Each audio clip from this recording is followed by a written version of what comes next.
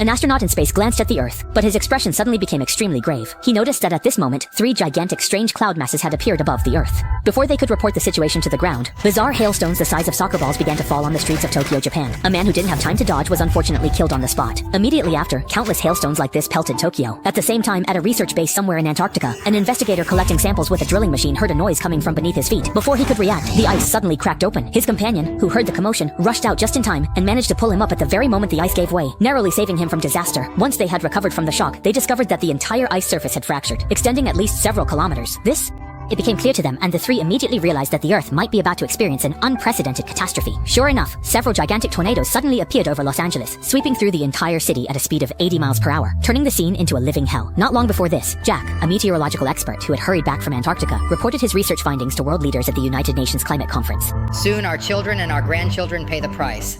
But his suggestion was vetoed by the vice president, citing economic damage. Meanwhile, high-level officials inside were unaware that outside, New Delhi faced its most severe cold wave, triggering social unrest and leaving many homeless shivering. Concurrently, a marine monitoring station in Scotland received an alert. A buoy indicated Georgia's coastal water temperature had suddenly dropped 13 degrees. This bizarre phenomenon went unnoticed by staff on duty. He thought it was just equipment aging and malfunctioning, unaware that danger was already quietly approaching. In downtown New York, Jack's son Sam planned to get out of the car and walk to the exam site with 2 friends. But when he looked up, he saw flocks of birds rapidly migrating south, as if something terrible was about to happen. The animals in the zoo were also unusually agitated. The wolves were frantically biting at their cages, trying to escape, which greatly shocked the zookeepers. Meanwhile, thunderstorms were raging over the White House as well. Soon, Jack received a call from Terry, the head of the Scottish monitoring station. After an investigation, the professor discovered Jack's earlier theory that melting glaciers would disrupt ocean currents was coming true. The professor's words left him utterly shocked because according to his calculations, this disaster shouldn't have occurred for at least another 100 years. He never expected it to arrive so soon.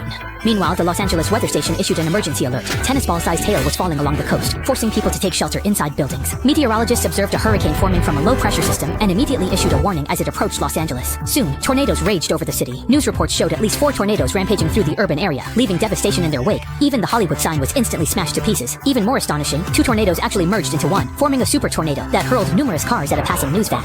A man caught in the tornado. While on a call, the man saw the tornado rapidly approaching and hurriedly got into his car trying to escape, but a flying bus instantly crushed his vehicle. The giant tornado began to destroy skyscrapers, and when the man pulled back the curtains, he was utterly stunned by what he saw.